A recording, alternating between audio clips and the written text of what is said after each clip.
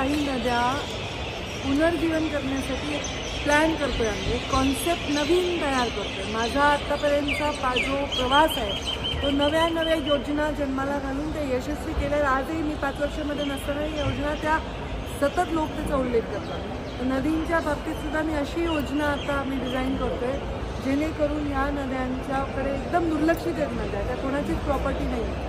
जसं national highway केंद्र शासनाची प्रॉपर्टी असतो, स्टेट हायवे राज्याची असतो, ग्रामीण विकास खात्याचा ग्रामीण रस्ता प्रॉपर्टी असतो, पण नदी मात्र कधी नगरपंचायतची असते, कधी महानगरपालिकेची असते, कधी ग्रामपंचायतच्या ठिकाणी असते आणि तिचे कोणीच मालक नाही।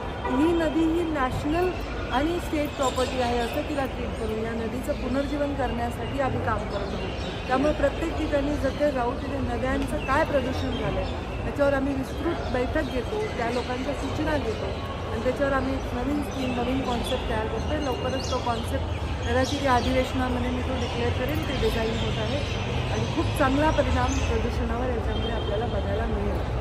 एक प्रश्न असा आहे मॅडम की तुम्ही या ठिकाणी आलात नागपूरमध्ये, नाग नदीचा प्रश्न आहे, यासोबत वाळू धोरणाचा सुद्धा प्रश्न आहे। वाळू धोरण येणार आहे आणि वाळू संदर्भामध्ये आक्षेप असा आहे लोकांचा की वाळू काढल्यामुळे त्या ठिकाणी पात्र जे असते खोल होतं, त्यामुळे तुमच्या विभागाची भूमिका काय आहे वाळू धोरणासंदर्भात? वाळू धोरणाच्या एन्व्हायरमेंट क्लिअरन्सच्या जी आमची भूमिका आहे ती तेवढी मर्यादित आहे। बाकी तो विषय बराच रेव्हेन्यूकडे आहे, परंतु आमच्या परवानगी लागते कारण पर्यावरणाचा ऱ्हास होणार नाही याची जातीने आम्हाला लक्ष द्यावं लागतं। कालच सन्माननीय चंद्रशेखरजी बावनकुळे आणि माझी अशी आमच्या डिपार्टमेंटची जॉईंट बैठक झाली।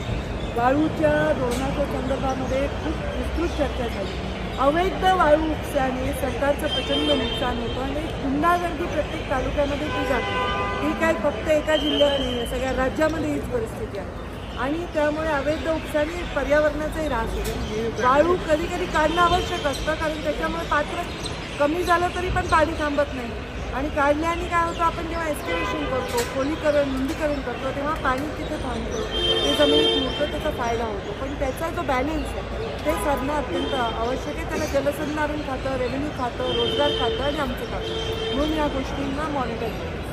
संजय राऊतांनी शरद पवारांबद्दल जे काही शिंदेचा सत्कार केला त्यावर नाराजी व्यक्त केलेली आहे, त्या कुठेतरी महाविकास मला असं वाटतं की तुम्हा सर्वांच्या पात्रता ह्या परत तपासल्या पाहिजे। जसं पर्यावरणाचा पात्रता मॅनेज करायचं आहे तसं तुमच्याही तुम्ही प्रश्न विचारण्याची तुमची जी उंची आहे ना त्या उंचीवर मी बालवाडीत पण नव्हते, त्यामुळे मला हेच प्रश्न विचारून त्रास घेऊ नका। मी कोण कोणास काय म्हणाले याच्यावर माझ्या जन्मात उत्तर देत नाही। Good night.